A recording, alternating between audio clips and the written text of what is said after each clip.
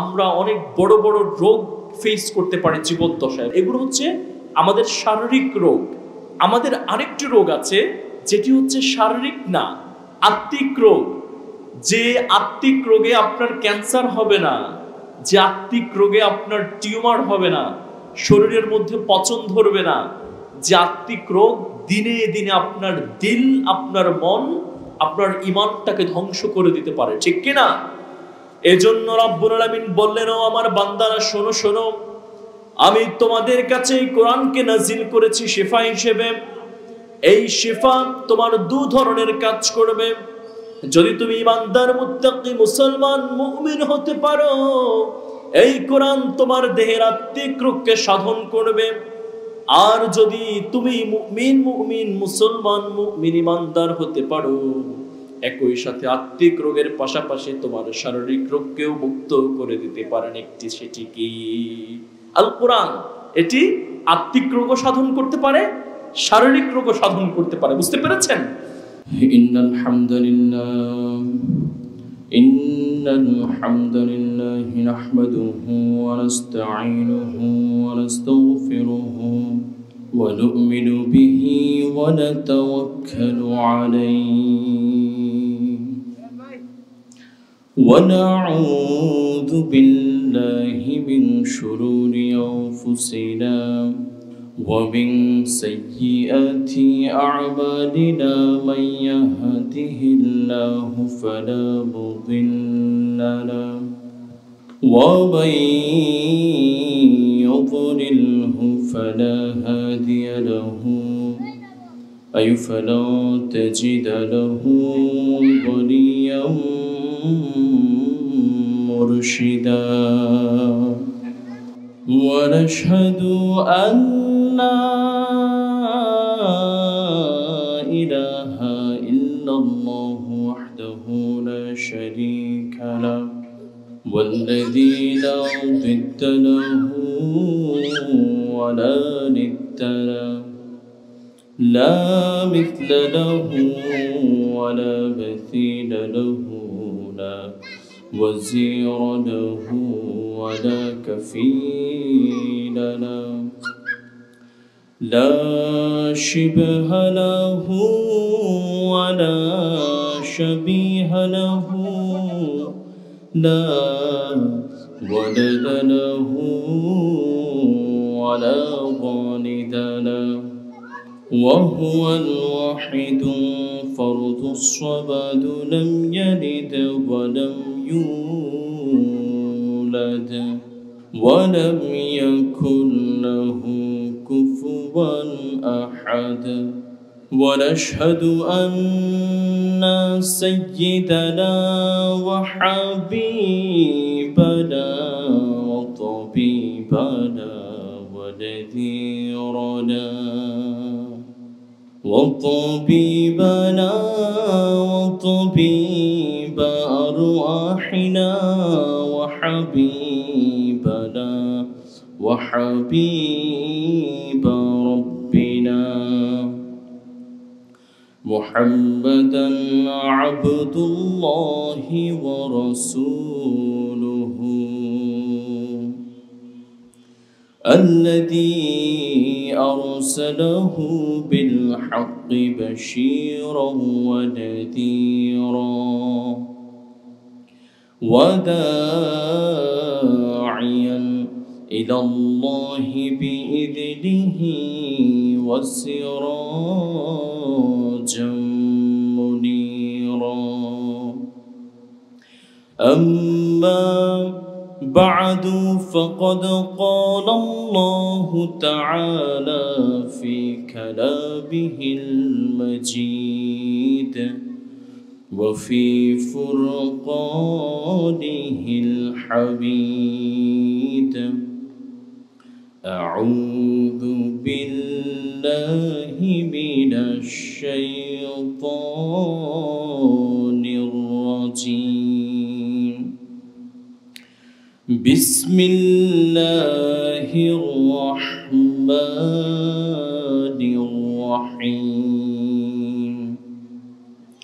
إذا جاء نصر الله والفتح ورأيت الناس يدخلون في دين الله أفواجا فسبح بحمد ربك واستغفره إنه كان توابا إن الله وملائكته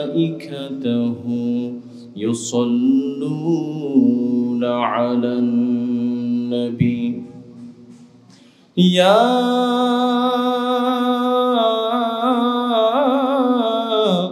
أيها الذين آمنوا صلوا عليه وسلموا تسليما اللهم صل على سيدنا مولانا محمد وعلى آل سيدنا مولانا محمد সম্মানিত প্রিয় সিরাজগঞ্জবাসী, আপনারা সবাই কেমন আছেন? আমরা সব সময় ভালো থাকি একজনের উসিলায়। তিনি কে? আল্লাহ ছাড়া আমাদেরকে কেউ ভালো রাখতে পারেন? আমরা সব সময় ভালো থাকি একমাত্র একজনের উসিলায়। তিনি কে? সম্মানিত প্রিয় সুধী, সেই মহান আল্লাহ রাব্বুল আলামিনের দরবারে শুকরিয়া আদায় করছি যে মহান আল্লাহ রাব্বুল আলামিন আমাদেরকে আজকের এই পবিত্র মাহফিলের মজলিসে এসে বসার তৌফিক ইনায়েত করেছেন। তার জন্য আমরা দিল খুলে প্রাণ খুলে আল্লাহর নামের শুকরিয়া আদায় করছি, আলহামদুলিল্লাহ। একই সাথে দুরুদ এবং সালাম পেশ করছি মানবতার মুক্তির দিশারি হযরত মুহাম্মদ সাল্লাল্লাহু আলাইহি ওয়াসাল্লামের দরবারে, যার আনিত বিধান বাস্তবায়ন আমাদের একমাত্র দায়িত্ব, আমাদের একমাত্র কর্তব্য এবং একমাত্র উদ্দেশ্য। সম্মানিত প্রিয় সুধী, সেই মহান প্রভুর দরবারে আমাদের শুকরিয়া, যে মহান প্রভু আমাদেরকে সৃষ্টি করেছেন, ঠিক কিনা? এবং আল্লাহ তাআলা তার বান্দাদেরকে এই শুকরিয়ার নজরানা পেশ করেছেন, কিভাবে বান্দার আল্লাহ রাব্বুল আলামিনের কাছে শুকরিয়া প্রকাশ করবে। এবং কোনো বান্দা যদি আল্লাহর কাছে শুকরিয়া প্রকাশ করে, আল্লাহ রাব্বুল আলামিন কেমন করে খুশি হন আমরা জানবো ইনশাআল্লাহ তাআলা। সম্মানিত প্রিয় সুধী, আল্লাহ তাআলা পবিত্র কালামুল্লাহ আল মাজিদের মধ্যে বলেছেন, লা ইন শাকারতুম লা আযীদান্নাকুম ওয়া লা ইন কাফারতুম ইন্না আযাবি লাশাদীদ। আমার যে সমস্ত বান্দাগুলো আমার নামের শুকরিয়া প্রকাশ করে, আমি আমার ওই সমস্ত মানুষদের রিজিক বৃদ্ধি করে দেই। বলুন সুবহানাল্লাহ।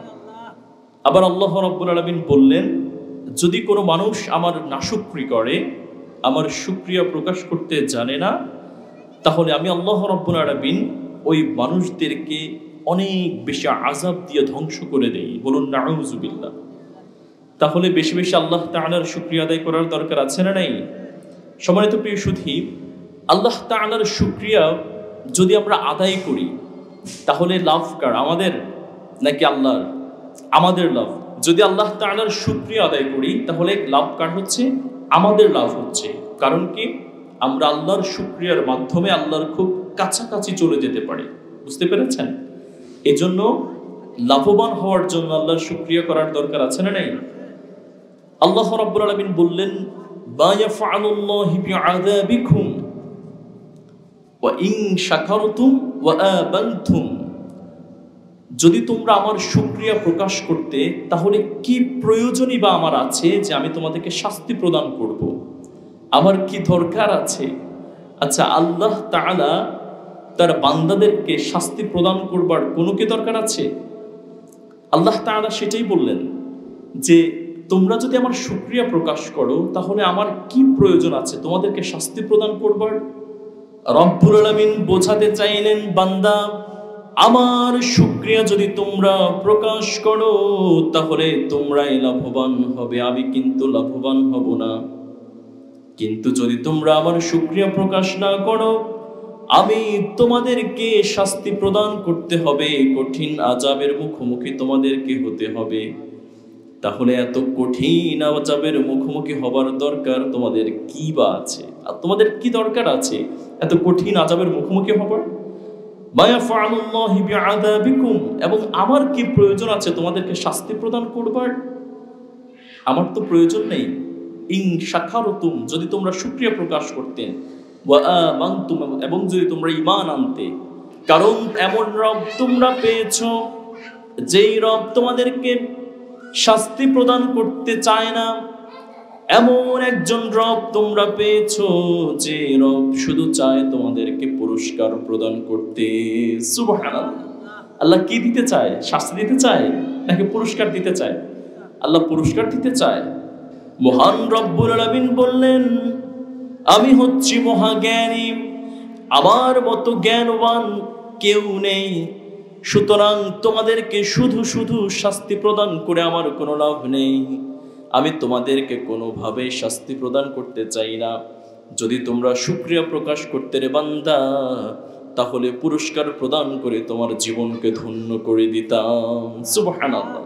এজন্য আমরা সবসময় প্রশংসা করবো একজনের, তিনি কে? আমরা খাওয়ার সময় প্রশংসা করব কার? আমরা নামাজে যাওয়ার সময় প্রশংসা করব কার? নামাজরত অবস্থায় প্রশংসা করব কার? আমরা জীবনের প্রতিটি স্তরে স্তরে প্রশংসা করব একজন মালিকের, চিৎকার করে বলতে হবে তিনি কে? সম্মানিত প্রিয় সুধী, এই যে আল্লাহ রাব্বুল আলামিন এই পৃথিবীতে, এই ভাসমান পৃথিবীতে আমাদেরকে বহু কিছু দিয়েছেন, আমাদেরকে বিভিন্ন ধরনের নিয়ামত আল্লাহ তাআলা প্রদান করেছেন। আল্লাহ রাব্বুল আলামিন বললেন, আমার কাছ থেকে আমার বান্দারা আমার অনুগ্রহে যতগুলো নিয়ামত পেয়েছে, তার সবচেয়ে বড় নিয়ামত কি জানো? সম্মানিত প্রিয় সুধী, আপনারা বলতে পারবেন আল্লাহর পক্ষ থেকে আসা এই পৃথিবীতে সবচেয়ে বড় নিয়ামতের নাম কি? কে বলতে পারবেন? যদি কেউ পারেন একটু বলবেন প্লিজ। আল্লাহ রাব্বুল আলামিনের পক্ষ থেকে আসা এই পৃথিবীতে সবচেয়ে বড় নিয়ামতের নাম হচ্ছে আল কুরআন আল হুদা। বলুন সুবহানাল্লাহ। রাব্বুল আলামিন বললেন, কুল বিফাদলিল্লাহি ওয়া বিরাহমাতিহি ফাবিযালিকা ফালইফরাহু হুয়া খায়রুম মিম্মা ইয়াজমাউন। নবী হে, আমার কাছ থেকে আমার বান্দারা যত যত নিয়ামত পেয়েছে, এবং আমি মহান রব্বুল আলামিন আমার পৃথিবীর বান্দাদের কাছে যত যত নিয়ামত পাঠিয়ে দিয়েছি গো নবী, সমস্ত নিয়ামতের তুলনায় আমার বান্দারা যে নিয়ামতটাকে সর্বোত্তম নিয়ামত হিসেবে পেয়েছে গো নবী, সেই নিয়ামতের নাম হলো আল কুরআন আল হুদা। সুবহানাল্লাহ। সেই নিয়ামতের নাম কি? হেদায়েতের বাণী আল কুরআন। তার মানে এই পৃথিবীতে পাওয়া আল্লাহর অনুগ্রহে, আল্লাহর পক্ষ থেকে সবচেয়ে বড় নিয়ামতের নাম কি? আল কুরআন। কিন্তু আমরা সে আল কুরআনকে হয়তো চর্চা করতে পারি না, যাচাই বাছাই করতে পারি না, হয়তো পড়তে পারি না, সময় দিতে পারি না। এটি আমাদের দুর্বোধ্যতা। কিন্তু আল্লাহর পক্ষ থেকে দেয়া এই কিতাবটি সবচেয়ে বড় নিয়ামত। মহান রব্বুল আলামিন বোঝাতে চাইলেন, ও বান্দারা শোনো শোনো, আমি কোরআনকে তোমাদের মাঝে সবচেয়ে বড় নিয়ামত হিসেবে প্রদান করেছি রে বান্দা। আরো শত শত নিয়ামত দিয়ে তোমার জীবনকে ধন্য করে দিয়েছে রে বান্দা। কিন্তু ওই নিয়ামতগুলোর মধ্যে আল কোরআন হচ্ছে সর্বশ্রেষ্ঠ নিয়ামত। কারণ এমন কিছু নিয়ামত তোমাকে আমি দিয়েছি রে বান্দা, যেই নিয়ামতগুলো তোমাকে জান্নাতের পথ থেকে জাহান্নামের দিকে নিয়ে যেতে পারে।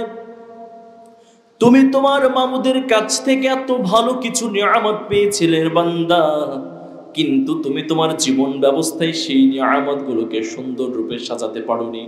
জাহান্নামের পথে তোমাকে নিয়ে যেতে পারে। ওই নিয়ামতগুলো ওই জন্য সর্বশ্রেষ্ঠ হতে পারে না, কিন্তু ওই নিয়ামতগুলোর মধ্যে আমি কোরআনকে এজন্যই সর্বশ্রেষ্ঠ রূপে প্রদান করেছি। কারণ এই কোরআন যদি তুমি পড়তে পারো, এই কোরআন যদি তুমি জানতে পারো, কোরআনের সাথে যদি নিজের জীবনকে গড়তে পারো, এই কোরআন কখনোই তোমাকে জাহান্নামের পথ দেখাবে না রে বান্দা। এই কোরআন তোমাকে জাহান্নামের পথ থেকে জান্নাতের পথ দেখিয়ে দিবে। সুবহানাল্লাহ। তার মানে কোরআন সর্বশ্রেষ্ঠ নিয়ামত হওয়ার সবচেয়ে বড় কারণ হলো এই কোরআন কখনো কোনো মানুষকে বিপথে টেনে নিয়ে যায় না। এই কোরআন মানুষকে সত্যের রূপরেখা চিহ্নিত করতে শেখায়। এই কোরআন মানুষকে মানুষ হিসেবে জানতে শেখায়। এই কোরআন মানুষকে সঠিক পথ অবলম্বন করতে শেখায়। যেই জন্য আমি কোরআনকে তোমার পৃথিবীতে সবচেয়ে বড় নিয়ামত হিসেবে চিহ্নিত করে দিয়েছি। সুবহানাল্লাহ। সম্মানিত প্রিয় সুধী, তাহলে আমাদের সেই কোরআন জানার দরকার আছে না নাই? এবং সেই কোরআন থেকে আজকে আমরা কথা শুনবো ইনশাআল্লাহ। রাজি আছেন তো প্রিয় ভাইয়েরা? আল্লাহ রাব্বুল আলামিন যখন আমাদের প্রিয় নবী মুহাম্মদুর রাসূলুল্লাহ সাল্লাল্লাহু আলাইহি ওয়াসাল্লামের কাছে যখন এই কোরআনকে নাজিল করে দিয়েছেন, আল্লাহ রাব্বুল আলামিন কিছু পটরেখা বাতলে দিয়েছেন। আল্লাহ রাব্বুল আলামিন বিশ্বনবী সাল্লাল্লাহু আলাইহি ওয়াসাল্লামকে কোরআন উপস্থাপন করার ধরন শিখিয়েছেন। কারণ সেই মক্কার জমিনে বিশ্বনবী জনাবে মুহাম্মদুর রাসূলুল্লাহ সাল্লাল্লাহু আলাইহি ওয়াসাল্লাম যে মানুষদের কাছে কোরআনটা প্রচার করেছিলেন, ওই মানুষগুলো ইসলামের প্রাথমিক যুগে ওই মানুষগুলো বড্ড খারাপ ছিল, বিশ্বনবীকে সহ্য করতে পারত না। কিছু কিছু মানুষ বিশ্বনবীকে সহ্য করতে পারত না। যখন কোরআনটা রব্বুল আলামিন বিশ্বনবীর কাছে প্রচার করলেন, তখন বলে দিয়েছেন, নবী আপনাকে আমি একটি পটরেখা জানিয়ে দিলাম, আপনাকে একটি উপস্থাপন করার ধরন শিখিয়ে দিলাম। আপনি মানুষদের কাছে এমন করে কোরআনকে উপস্থাপন করবেন গো নবী, যেন কোনো মানুষ আপনার কথায় বিপথে চলে না যায়। আপনার কোরআন উপস্থাপনের ধরন শুনে যেন প্রত্যেকটি মানুষ ইসলামকে আঁকড়ে ধরতে পারে। সুবহানাল্লাহ। রাব্বুল আলামিন বলেন, কিতাবুন উনজিলা ইলাইকা ফালা ইয়াকুন ফি সাদরিকা হারাজুম মিনহু লিতুনযিরা বিহি ওয়া যিকরা লিল মুমিনিন। নবী হে, আমি আপনার কাছে কোরআনকে নাজিল করে দিয়েছি, আপনি এই কোরআন জনমানুষের কাছে পৌঁছে দিন। কিন্তু নবী আপনি মনে রাখতে হবে, আপনাকে যে কোরআন আমি বাতলে দিয়েছি গো নবী, আপনি যখন মানুষের কাছে এই কোরআনকে প্রচার করতে যাবেন, আপনি কিন্তু ভয় পেলে চলবে না গো নবী, বরং আপনি নিজে মানুষদেরকে ভয় দেখাবেন, মানুষদেরকে সত্য এবং মিথ্যার পথগুলো বাতলে দিবেন। সুবহানাল্লাহ। আপনি উল্টো মানুষদেরকে ভয় দেখাবেন, আপনি মানুষদেরকে ভীতি প্রদর্শন করবেন। যদি সত্যের পথ মানতে পারো রে বান্দা, তাহলে মহান রব্বুল আলামিনের জান্নাত তোমার জন্য অপেক্ষমান। আর যদি সত্যের পথ না জানতে পারো রে বান্দা, তাহলে মহান রব্বুল আলামিনের জাহান্নাম তোমার জন্য অপেক্ষমান। এই যে জাহান্নাম এবং জান্নাতের যে ভীতি প্রদর্শন, আপনি মানুষকে এই ব্যাপারটি জানিয়ে দিবেন, কিন্তু আপনি নিজে ভয় পাবেন না গো নবী। আপনি যদি ভয় পেয়ে যান, তাহলে মানুষগুলো কোরআন সম্পর্কে ধারণা পাবে না, মানুষগুলো কোরআনের প্রকৃত জ্ঞানগুলো নিতে পারবে না গো নবী। সুবহানাল্লাহ। আল্লাহ তাআলা রাসূল সাল্লাল্লাহু আলাইহি ওয়াসাল্লামকে অনেক বেশি শক্তিশালী হতে বলেছেন, স্ট্রেংথ থাকতে বলেছেন, যে আপনি যদি শক্তিশালী থাকেন মানুষগুলো ভয় পাবে। আপনি ভয় পেলে তো আপনিই পেয়ে গেলেন, মানুষ তখন আর কখনো কোরআনকে জানতে আসবে না। বুঝতে পেরেছেন? প্রিয় ভাইয়েরা আমার, রব্বুল আলামিন বললেন, কিতাবুন উনজিলা ইলাইকা ফালা ইয়াকুন ফি সাদরিকা হারাজুম মিনহু লিতুনযিরা বিহি ওয়া যিকরা লিল মুমিনিন। আল্লাহ তাআলা এই আয়াতে কারিমার মধ্যে একটি শব্দ ব্যবহার করেছেন, হারাজ। এই হারাজ শব্দের দুটো অর্থ। একটি অর্থ হচ্ছে এম্বারাসমেন্ট, যার অর্থ হচ্ছে কিছুটা আবছা আবছা ভাব, কিছুটা বিব্রত হয়ে যাওয়া, কিছুটা বিবর্ণ হয়ে যাওয়া। এই হারাজ শব্দের দ্বিতীয় অর্থ হচ্ছে প্রহিবিশন, অর্থাৎ পরিত্যাগ করে দেয়া।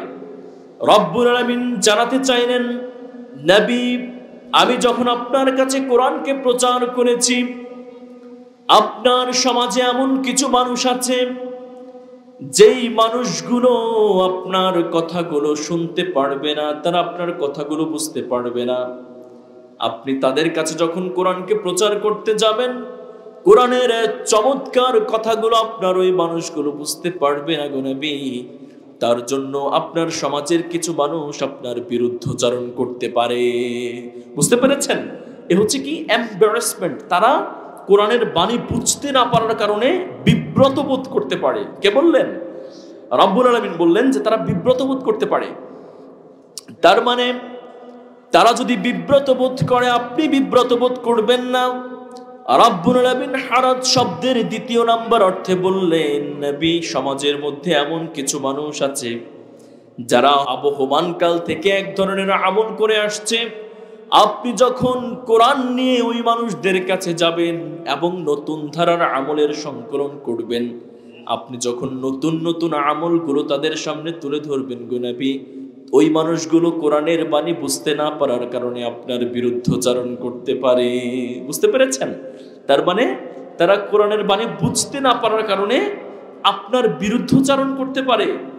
রব্বুল আলামিন এজন্য বললেন, নবী, এই যে আমি আপনাকে বললাম সমাজের মানুষের এই দুর্বোধ্যতাগুলো আছে, আপনি বুঝে বুঝে মানুষের কাছে গিয়ে দাওয়াতি কাজ করবেন গো নবী, এবং আপনি মানুষের সেন্টিমেন্ট বুঝে দাওয়াতি কাজ করবেন। নিজে ভয় পাবেন না, উল্টো আপনার ওই জনসমাজকে ভয় দেখাবেন।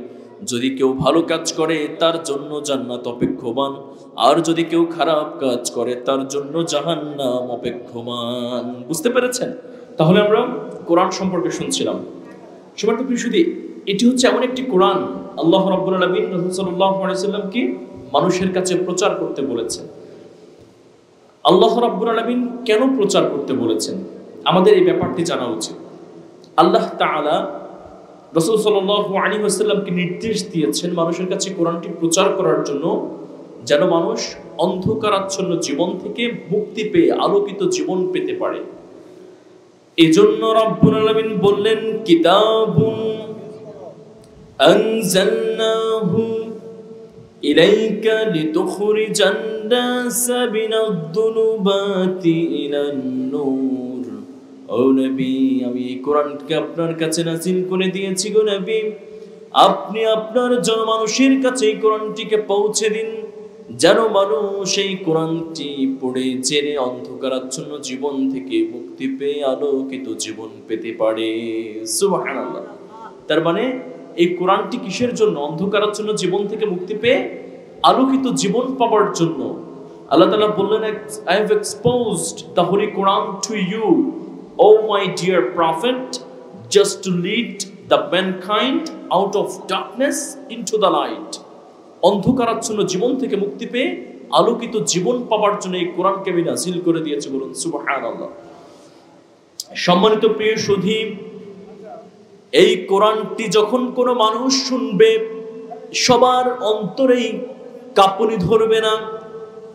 এই কোরআনটি শোনার পরে, কোরআনটি পড়ার পরে কিছু কিছু মানুষ আছে যাদের অন্তরে কাঁপুনি ধরবে, যাদের অন্তর কেঁদে উঠবে, যাদের চক্ষুগুলো অশ্রু প্লাবিত হবে। কিন্তু অনেক মানুষ যদি এই কোরআন শুনে থাকে, সকল মানুষের এই অন্তরটাতে কাঁপুনি ধরবে না, চক্ষু বেয়ে অশ্রু প্লাবিত হবে না।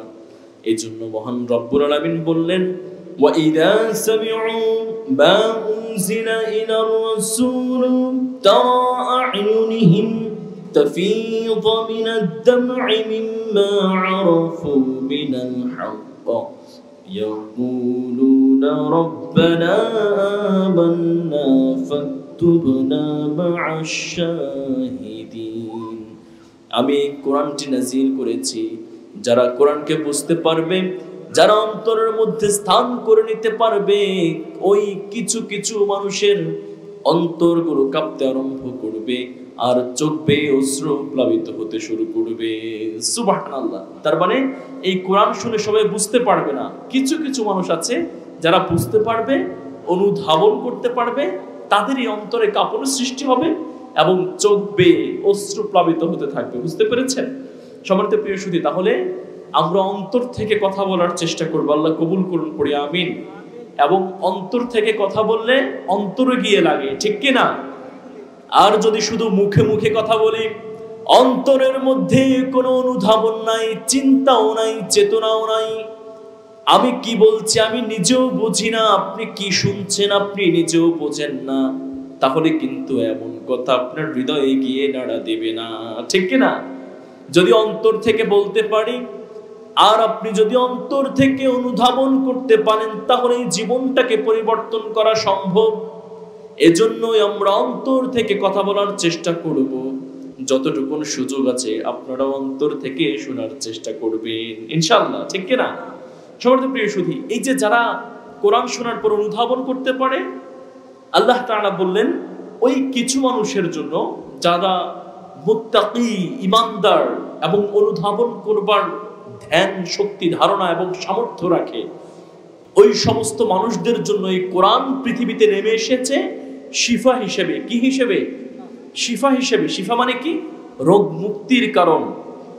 আপনি যদি কোরআনকে অনুধাবন করতে পারেন, নিজের জীবনের সাথে কোরআনকে যদি সামঞ্জস্যপূর্ণ করে আল্লাহ তাআলাকে বিশ্বাস করতে পারেন এবং এই কোরআনকে জীবনের রোডম্যাপ বানাতে পারেন, তাহলে আপনি বান্দার জন্য মহান রব্বুল আলামিন এই কোরআনকে শিফা হিসেবে ব্যবস্থা করে দিবে। অর্থাৎ এই কোরআন আপনার জন্য শিফা হিসেবে কাজ করবে, বুঝতে পেরেছেন? রোগ মুক্তির কারণ হিসেবে কাজ করবেন। কে বললেন? রব্বুল আলামিন বললেন, ওয়ানুনাজ্জিনা মিনাল কুরআনি মা হুয়া শিফাউ ওয়া রাহমাতান লিল মুমিনিন। এই কোরআনকে যারা অনুধাবন করতে পারে, কোরআনকে যারা বুঝতে পারে, ওই মুত্তাকি মুমিনদের জন্য এই কোরআন হচ্ছে একটি শিফা। সুবহানাল্লাহ। কোরআন তাদের জন্য রোগ মুক্তির কারণ হিসেবে কাজ করবে, বুঝতে পেরেছেন?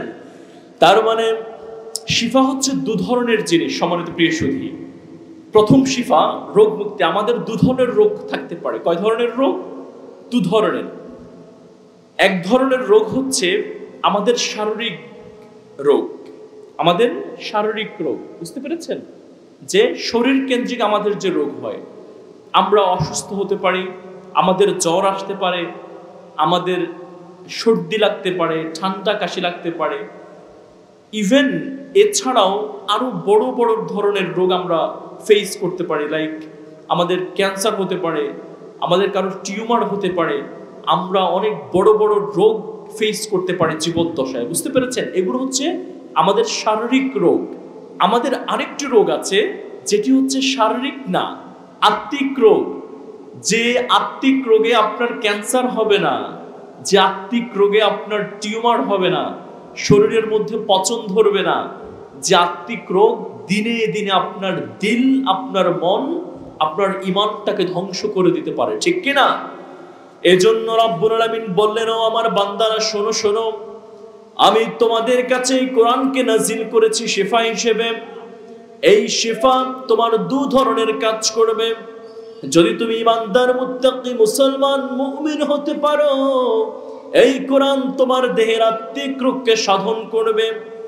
আর যদি তুমি মুমিন, মুসলমান, মুমিন, ঈমানদার হতে পারো, একই সাথে আত্মিক রোগের পাশাপাশি তোমার শারীরিক রোগকেও মুক্ত করে দিতে পারেন একটি, সেটি কি?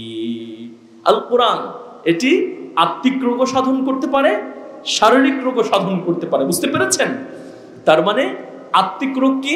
আত্মিক রোগ হচ্ছে এই যে ছগলখড়ি করা, এই যে ভণ্ডামি করা, অপরের গীবত গাওয়া এবং হিংসা করা, অহংকার করা, লোভ করা, এই সমস্ত রোগগুলোকে বলা হয় আত্মিক রোগ, যেগুলো আমাদের ঈমানের সাথে সাংঘর্ষিক, যেগুলো দিনে দিনে আমাদের ঈমানটাকে ধ্বংস করে দেয়, আমাদের মধ্যে ভ্রাতৃত্বের বন্ধনকে অনেক বেশি ছুঁড়ে ফেলে দেয়। নিজের ভ্রাতৃত্বের বন্ধনকে হারাতে হয়, নিজের ঈমানটাকে ধ্বংস করে ফেলে দিতে পারে। ওই সমস্ত আত্মিক রোগগুলোকে সাধন করতে পারে একটি জিনিস, সেটি কি? কথা বলেন। আল কোরআন। কে বললেন? এজন্য রব্বুল আলামিন বললেন, ওয়ানুনাজ্জিনা মা হুয়া শিফাউ ওয়া রাহমাতান লিল মুমিনিন। ও দুনিয়ার মানুষ, আমি কোরআনকে নাযিল করে দিয়েছি তোমাদের জন্য শিফা হিসেবে এই কোরআন তোমাদের জন্য দু ধরনের শিফা আছে। এক ধরনের শিফা হচ্ছে তোমার শারীরিক রোগ হলে কোরআন সাধন করতে পারে, আরেক ধরনের রোগ হচ্ছে যদি তুমি আত্মিক রোগে ভুগে থাকো তাহলে এই কোরআন তোমার আত্মিক রোগ দূর করে দিতে পারে। সুবহানাল্লাহ পড়া।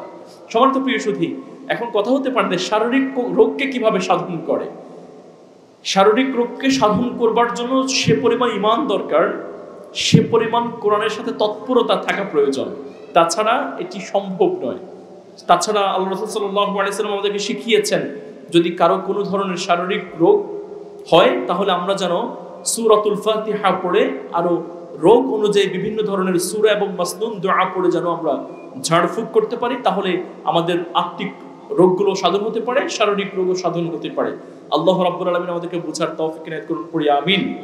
আমি আপনাদের খেদমাতে পবিত্র কোরআনুল কারীম থেকে একটি সূরা তিলাওয়াত করেছি, যে সূরাটি হচ্ছে সূরাতু আন-নাসর। সম্মানিত প্রিয় সুধী, সূরা আন-নাসর এই সূরাটি পবিত্র কোরআনুল কারীমের কত নম্বর পারায় অবস্থিত বলুন তো? 30 নম্বর, অর্থাৎ কোরআনের সর্বশেষ পারায় আল্লাহ রাব্বুল আলামিন এই সূরাটি নাজিল করেছেন। এই সূরাটিতে আয়াত সংখ্যা আছে 3টি। কয়টি? 3টি আয়াত সংখ্যা বিশিষ্ট আরেকটি সূরা আছে, সেই সূরাটির নাম কি বলুন তো দেখি? সূরা কাউসার। এই সূরাটির মধ্যে 3টি মাত্র আয়াত আছে এবং আমি 3টি মাত্র আয়াত নিয়ে ছোট্ট কিছু কথা বলে আমার আলোচনা শেষ করব ইনশাআল্লাহ তাআলা। সম্মানিত প্রিয় সুধী, এই সূরাটি অর্থটা কি আমাদের জানার দরকার আছে না নেই? এই সূরাটির নাম হচ্ছে সূরা আন-নাসর, যার অর্থ হচ্ছে বিজয়। অর্থ কি? বিজয়। আল্লাহ তাআলা মক্কার পথপ্রান্তরে আল্লাহ তাআলার অনুগ্রহে তার ইচ্ছায় যে বিজয় দান করেছেন আমাদের প্রিয় নবী হযরত মুহাম্মদ সাল্লাল্লাহু আলাইহি ওয়াসাল্লামকে, সেই ইঙ্গিত প্রকাশ করেই আল্লাহ তাআলা একটি সূরা নাজিল করেছেন, যে সূরাটি হচ্ছে সূরাতুন নাসর, অর্থাৎ যার অর্থ হচ্ছে বিজয়। আরেকটা অর্থ কি? বিদায়ের সূরা, বিদায়। একটি হচ্ছে বিজয়, একটি হচ্ছে বিদায়। তাহলে আল্লাহ তাআলা দুটি অর্থ এখানে নিরূপণ করেছেন, একটি হচ্ছে বিজয়, একটি হচ্ছে বিদায়। এখন আসুন কেন বিজয় এবং কেন বিদায় এই অর্থ করা হয়েছে আমরা এই ব্যাপারটি একটু জানবো ইনশাআল্লাহ তাআলা। এই সূরাটির মাধ্যমে আল্লাহ তাআলা বিজয়ের নিদর্শন দেখিয়েছেন, বিজয়ের রূপরেখা দেখিয়েছেন। তার জন্য সূরার একটি অর্থ হচ্ছে বিজয়, এবং এই সূরাটির নাজিলের পরেই আল্লাহ রাব্বুল আলামিন বিশ্বনবীর বিদায়ের ঘণ্টা বাজিয়েছেন। অর্থাৎ এই সূরার মাধ্যমেই আল্লাহ তাআলা বোঝাতে চেয়েছেন বিশ্বনবীর বিদায়ের সুর বেজে উঠেছে। এই জন্য এই সূরাটির আরেকটি নাম দেওয়া হয়েছে সূরা আত-তাওদী', অর্থাৎ বিদায়ের সূরা। বুঝতে পেরেছেন সম্মানিত প্রিয় সুধী? এই সূরাটি নাজিল করা হয়েছে কখন? এই সূরাটি নাজিল করা হয়েছে বিদায় হজের সময়ে, মক্কা বিজয়ের পর এই সূরাটি নাজিল করা হয়েছে। ইবনে উমর রাদিয়াল্লাহু তাআলা আনহু বলেন, নাযালাত হাদিহি ফি সূরাতি বিনা ফি হাজ্জাতি ওয়াদা'। বিদায় হজের সময় আল্লাহ রাব্বুল আলামিন এই সূরাতুন নাসরটি নাজিল করেছেন, বলুন সুবহানাল্লাহ। সম্মানিত প্রিয় সুধী, এই সূরা নাজিল করার পরে আল্লাহ তাআলা আরেকটা আয়াতে কারিমা নাজিল করেছেন। আল্লাহ তাআলা বললেন, সুম্মা নাযালাত আল ইয়াউমা আকমালতু লাকুম দীনাকুম ওয়া আতমামতু আলাইকুম নি'মাতি। আজকে আমি তোমাদের জন্য তোমাদের দিনকে পরিপূর্ণ করে দিলাম, এবং একই সাথে আজকে আমি তোমাদের নিয়ামতকেও পরিপূর্ণ করে দিলাম, বলুন সুবহানাল্লাহ। তার মানে আল্লাহ তাআলা বিশ্বনবী সাল্লাল্লাহু আলাইহি সাল্লামকে যে পরিপূর্ণভাবে পৃথিবী থেকে বিদায় করে নিয়ে যাচ্ছেন তার একটি প্রকৃত রূপরেখা এই সূরা নাজিলের মাধ্যমে আল্লাহ তাআলা প্রকাশ করেছেন। বুঝতে পেরেছেন সম্মানিত প্রিয় সুধী? এই সূরাটি নাজিল হওয়ার পরে বিশ্বনবী সাল্লাল্লাহু আলাইহি ওয়াসাল্লাম পৃথিবীতে বেঁচে ছিলেন মাত্র 80 দিন। কয় দিন? একটি রিওয়ায়াতে এসেছেন 80 আল-ইয়াওমান, অর্থাৎ এই সূরা নাজিলের পর মাত্র 80 দিন বিশ্বনবী সাল্লাল্লাহু আলাইহি ওয়াসাল্লাম এই পৃথিবীতে বেঁচে ছিলেন। তার মানে এই সূরা ছিল বিশ্বনবী সাল্লাল্লাহু আলাইহি ওয়াসাল্লামের বিদায়ের জয়ধ্বনি প্রকাশ করবার সূরা। বুঝতে পেরেছেন সম্মানিত প্রিয় ভাইয়েরা? সম্মানিত প্রিয় ভাইয়েরা, এই সূরাটি নাজিল হওয়ার পরে একদিন নবী মুহাম্মদ রাসূলুল্লাহ সাল্লাল্লাহু আলাইহি ওয়াসাল্লাম তার কলিজার টুকরা সন্তান মা ফাতিমা রাদিয়াল্লাহু তাআলা আনহা তার সাথে একটু ছোট্ট কথোপকথন করলেন। বিশ্বনবী সাল্লাল্লাহু আলাইহি ওয়াসাল্লাম মা ফাতিমার কানে কানে কি যেন বলছিলেন। মা ফাতিমা রাদিয়াল্লাহু তাআলা আনহা কেঁদে দিয়েছেন। এরপর বিশ্বনবী সাল্লাল্লাহু আলাইহি ওয়াসাল্লাম একটু পরে আবার যেন কি যেন মা ফাতিমার কানে কানে বলছিলেন। মা ফাতিমা রাদিয়াল্লাহু তাআলা আনহা হেসে দিয়েছেন। তখন লোকেরা জিজ্ঞেস করলেন, ইয়া ফাতিমা, তুমি তোমার বাবাজানের সাথে কি যেন কথোপকথন করছিলে ফাতিমা? তোমার বাবা যেন তোমাকে কি যেন বলেছিলে, তুমি কেঁদে দিয়েছিলে। আবার একটু পরেই তোমার আব্বাজান তোমাকে কি যেন বলেছিলে, তুমি তোমার বাবাজানের সে কথা শুনে হেসে দিয়েছিলে ফাতিমা। আসলে তোমার বাবা তোমাকে কি বলেছিলেন? তখন ফাতিমা বললেন, আমার বাবা বললেন সূরাতুন নাসর নাজিল হয়ে গেছেন, আমি হয়তো আর খুব বেশি দিন এই পৃথিবীতে নাই, আমি হয়তো পৃথিবী থেকে চলে যেতে পারি রে ফাতিমা, তুমি চিন্তা করবা না। এই কথাটি শোনার উপরে আমি কেঁদে দিয়েছিলাম।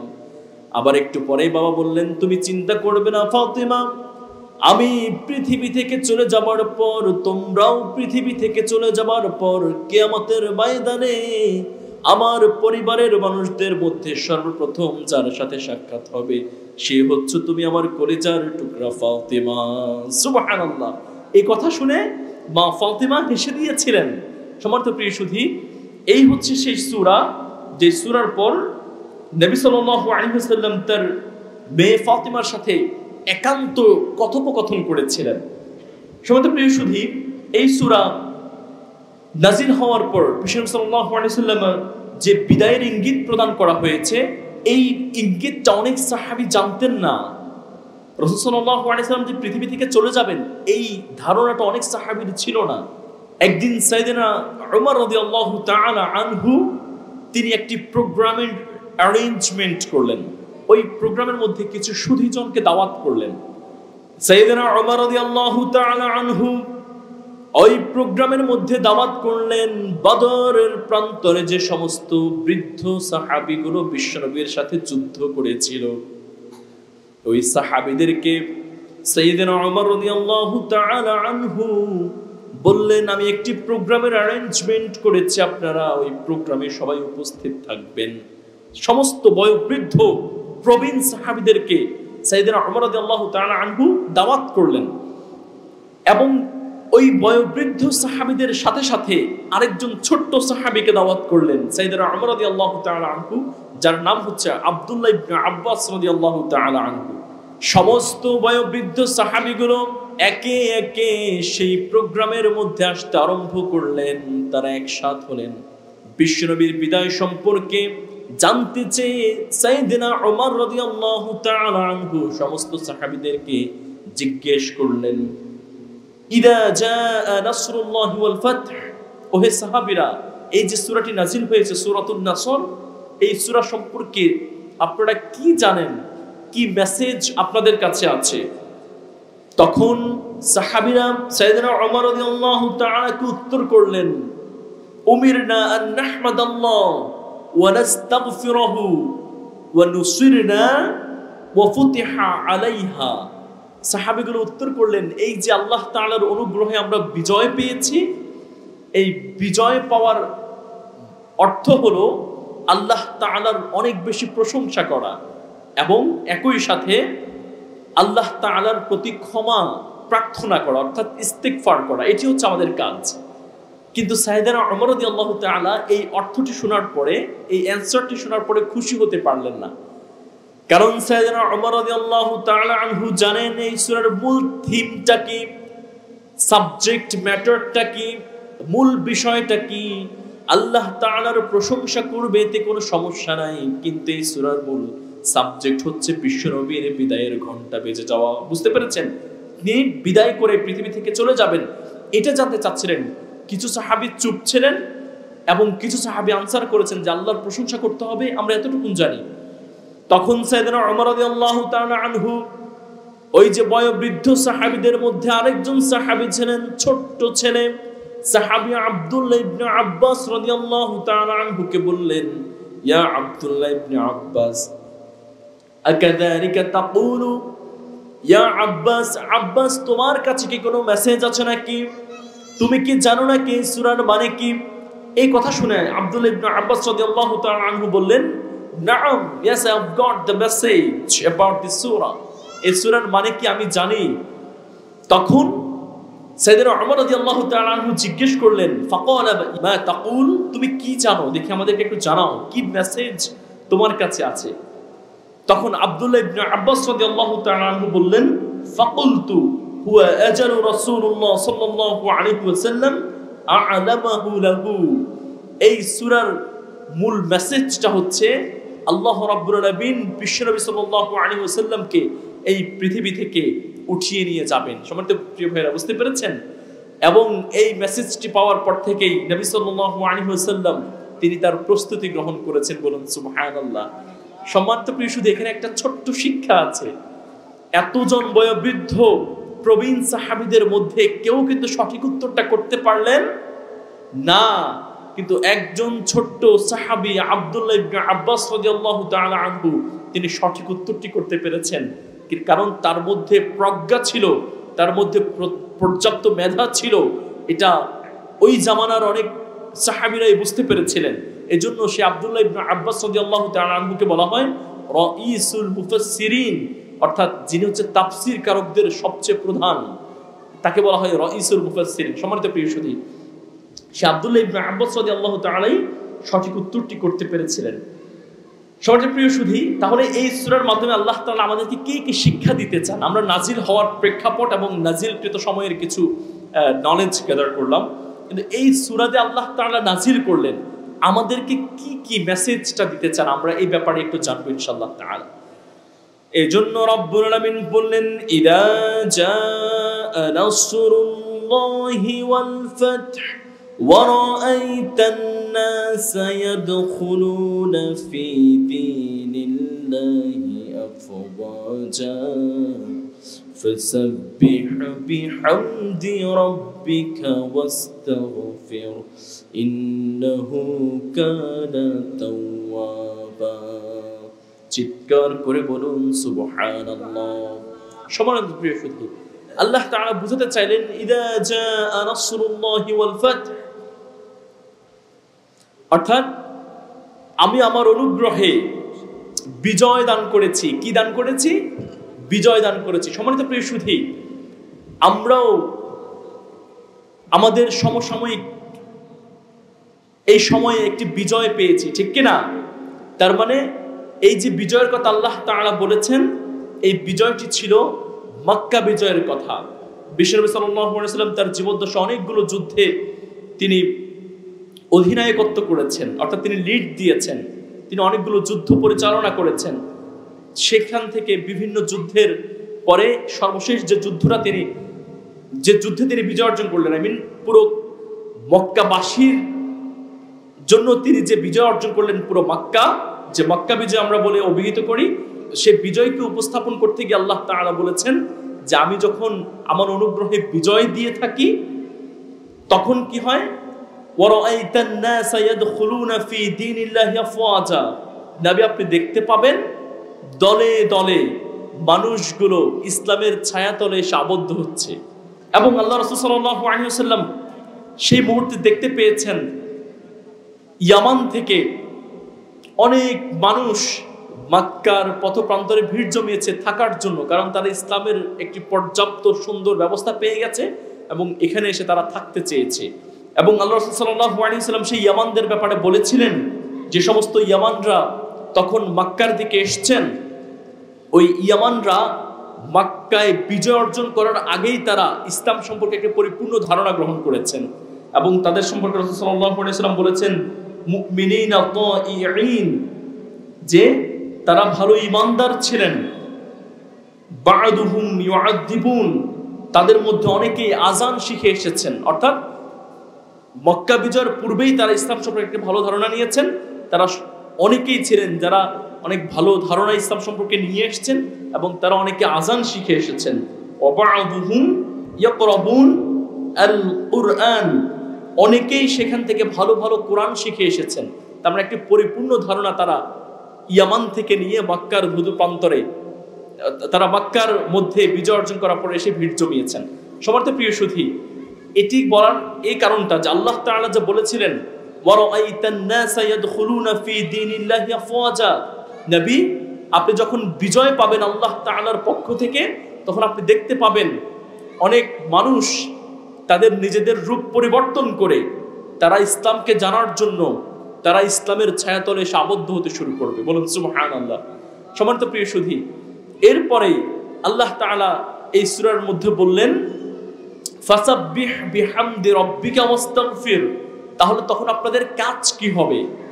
তখন আপনারা কি করবেন? ফাসাব্বিহ বিহামদি রাব্বিকা ওয়াস্তাগফির, আপনারা আপনার রবের জন্য বেশি বেশি করে প্রশংসা করবেন এবং আপনারা আল্লাহ তাআলার কাছে ইস্তিগফার পাঠ করবেন।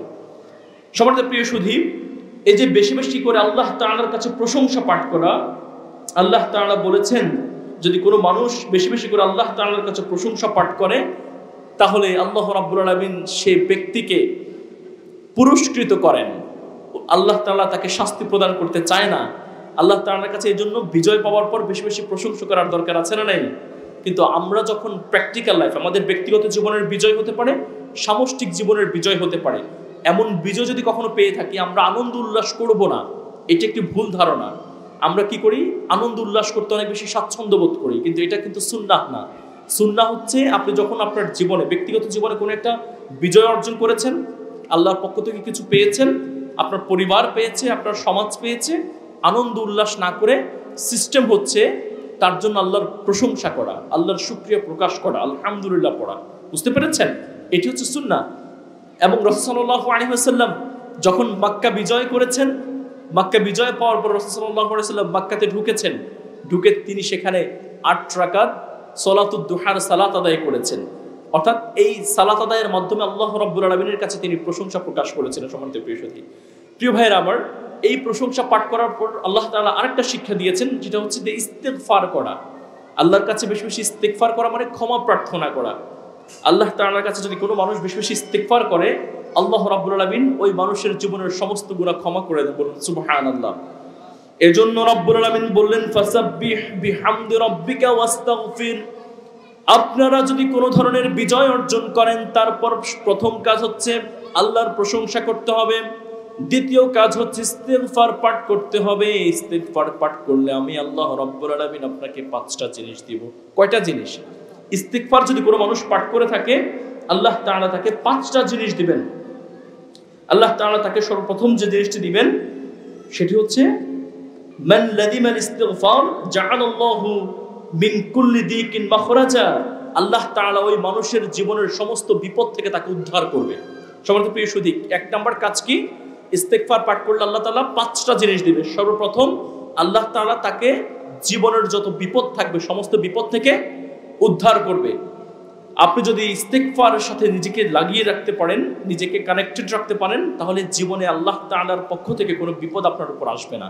অর্থাৎ যদি আসে সেই বিপদ আল্লাহ তাআলা কাটিয়ে দেবেন ইনশাআল্লাহ। এবং ইস্তিগফার পাঠ করলে দ্বিতীয় নাম্বার যে আপনি উপকার আল্লাহ তাআলার কাছ থেকে পাবেন সেটা হচ্ছে ওয়া মিন কুল্লি হাম্মিন ফারাজা। আল্লাহ তাআলা তাকে তার জীবনের সমস্ত দুশ্চিন্তা থেকে মুক্তি দান করবে। কি থেকে? দুশ্চিন্তা। 1 নম্বর হচ্ছে বিপদ থেকে আপনাকে রক্ষা করবে, 2 নম্বর দুশ্চিন্তা থেকে মুক্তি দান করবে, 3 নম্বর হচ্ছে ওয়ারযুকহু মিন হাইসু লা ইয়াহতাসিব। আপনাকে এমন জায়গা থেকে রিজিকের ব্যবস্থা করে দিবে যা আপনি কল্পনাও করতে পারেন না। বলুন সুবহানাল্লাহ। সম্মানিত প্রিয় সুধী, 4 নম্বর আল্লাহ রাব্বুল আলামিন আপনাকে যে জিনিসটা দিবেন সেটা হচ্ছে ওয়ামা কানাল্লাহু মুআযযিবাহুম ওয়া হুম ইস্তাগফিরুন। ইস্তিগফার পাঠ করলে আপনার উপরে কখনো আল্লাহ তাআলার পক্ষ থেকে শাস্তি আসবে না, আপনি শাস্তি মুক্ত থাকবেন। বলুন সুবহানাল্লাহ। এবং 5 নম্বরে আল্লাহ রাব্বুল আলামিন আপনাকে যে জিনিসটি দিবেন সেটি হচ্ছে আপনাকে মুস্তাজাবুদ দাওয়া বানিয়ে দিবেন। মুস্তাজাবুদ দাওয়া হচ্ছে এমন একটা জিনিস যে আপনি আল্লাহ তাআলার কাছে যদি কখনো কোনো দোয়া করে থাকেন, আল্লাহ তাআলা আপনার সেই দোয়াই কবুল করে নেবেন। বলুন সুবহানাল্লাহ। সম্মানিত প্রিয় সুধী, এই হচ্ছে ইস্তিগফার পাঠ করলে আল্লাহর পক্ষ থেকে আপনি বেনিফিটস গুলো পাবেন। তো আমরা ইস্তিগফার কিভাবে পাঠ করতে পারি? আমরা ইস্তেগফার পাঠ করার বিভিন্ন ধরনের ব্যাখ্যা আছে, আমি সংক্ষেপে বলছি, সময় যেহেতু খুবই শর্ট। আমরা শুধু আস্তাগফিরুল্লাহ পাঠ করতে পারি, আস্তাগফিরুল্লাহ আস্তাগফিরুল্লাহ আস্তাগফিরুল্লাহ, এভাবে প্রতিদিন আমরা নিয়মতান্ত্রিকভাবে একটা আমল করে যেতে পারি। আবার বিষ্ণু বললেন একটি ইস্তেগফার আছে, যদি কোনো মানুষ এই ইস্তেগফারটি পাঠ করে তাহলে মহান রব্বুল আলামিন যুদ্ধ থেকে পালিয়ে আসা সৈনিককেও ক্ষমা করে দেন। সেই ইস্তেগফারটি হলো আস্তাগফিরুল্লাহাল্লাযী লা ইলাহা ইল্লা হুয়া হাইয়ুল কাইয়্যুম ওয়া আতুবু ইলাইহি। এই ইস্তেগফারটি যদি কোনো মানুষ পাঠ করে তাহলে যুদ্ধ থেকে পালিয়ে আসা কোনো সৈনিকও যদি থেকে থাকে, মহান রব্বুল আলামিন ওই সৈনিককেও ক্ষমা করে দেয়। সুবহানাল্লাহ। তাহলে এই ইস্তেগফারটি পাঠ করার দরকার আছে না নাই? আবার হচ্ছে সকাল সন্ধ্যায় সাইয়্যিদুল ইস্তেগফার পাঠ করা, আল্লাহুম্মা আনতা রাব্বি লা ইলাহা ইল্লা আনতা খলাকতানি ওয়া আনা আবদুক ওয়া আনা আলা আহদিক ওয়া ওয়া'দিকা মাসতাতা'তু আউযু বিকা মিন শাররি মা সানা'তু আবু লাকা বিনি'মাতিকা আলাইয়া ওয়া আবুউ লাকা বিযামবি ফাগফিরলি ফাইন্নাহু লা ইয়াগফিরুয যুনুবা ইল্লা আনতা। এই ইস্তেগফার যদি কোনো মানুষ পাঠ করে থাকেন, মহান রব্বুল আলামিন বললেন যদি কোনো মানুষ সকালবেলা ফজরের পর পাঠ করে, সন্ধে হওয়ার আগে যদি ওই মানুষটা মারা যায় সে জান্নাতি। আবার কোনো মানুষ যদি সন্ধেবেলায় পাঠ করে পরবর্তী দিন সকাল হওয়ার আগে যদি সেই মানুষটি মারা যায় সে জান্নাতি। এত চমৎকার ইস্তেগফারটি যদি কোনো মানুষ পাঠ করে, মহান রব্বুল আলামিন তার জীবনের সমস্ত গুনাহগুলো ক্ষমা করে দিয়ে তাকে জান্নাতি বানিয়ে দেয়। সুবহানাল্লাহ।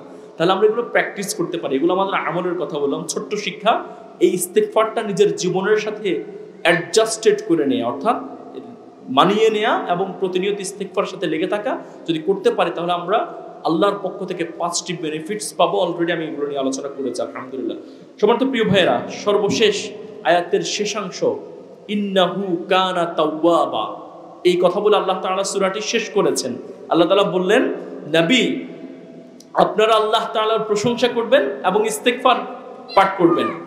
ইস্তেগফার পাঠ করার পরে বিচলিত হবেন না, কারণ আপনার রব ইস্তেগফার পাঠ করার পরে আপনাকে ক্ষমা করে দিবেন।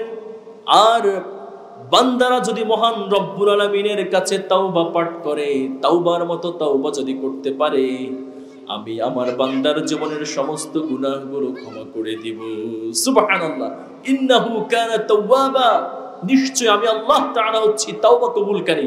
তবে তাওবা করতে হবে তাওবার মতো তাওবা, তাওবাতুন নাসুহা যদি কেউ করতে পারে আল্লাহ রাব্বুল আলামিন তার বান্দার জীবনের সমস্ত গুনাহগুলো ক্ষমা করে দিবেন। এজন্য রাব্বুল আলামিন বললেন, ইয়া আইয়ুহাল্লাযীনা আমানু তুবু ইলাল্লাহি তাওবাতান নাসুহা। যদি কোনো মানুষ তাওবার মতো তাওবা করতে পারে, আমি মহান রব্বুল আলামিন ওই বান্দার জীবনের সমস্ত গুনাহগুলো ক্ষমা করে দিব। সুবহানাল্লাহ। সম্মানিত প্রিয় সুধী, আমরা আল্লাহ তাআলার কাছে তাওবা পেশ করব। আমি ছোট্ট 3টা পয়েন্টস বলে আমি আমার আলোচনা শেষ করব ইনশাআল্লাহ তাআলা। আমরা অনেকে তাওবা পাঠ করতে পারি না, পারলেও করি না। আমরা কি করি, নিজের তাওবা নিজে না করে হুজুর ভাড়া করে নিয়ে এসে তাওবা করাই, ঠিক কি না? ইটস আ রং ওয়ে, এটা হচ্ছে একটা ভুল পথ। এটা কখনো করা যাবে?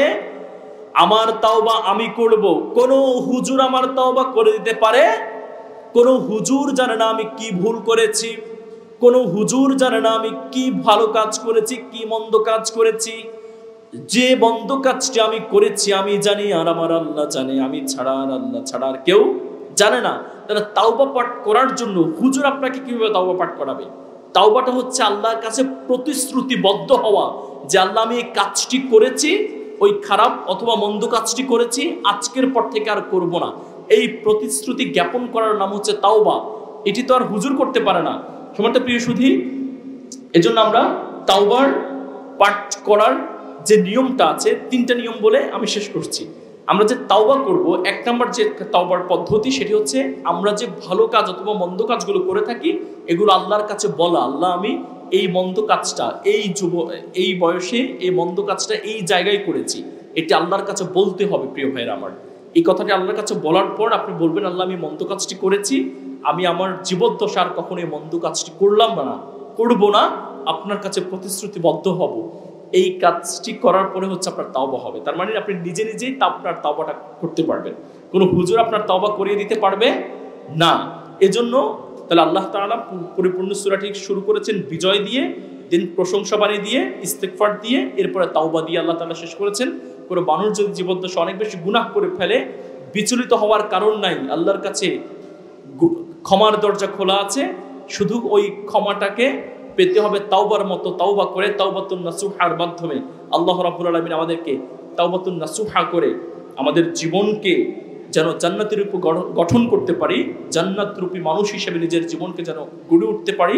আল্লাহ তাআলা সেই তৌফিক আমাদেরকে এনায়েত করুন। ওয়া মা তাওফীক ইল্লা বিল্লাহিল আলিয়্যিল আযীম।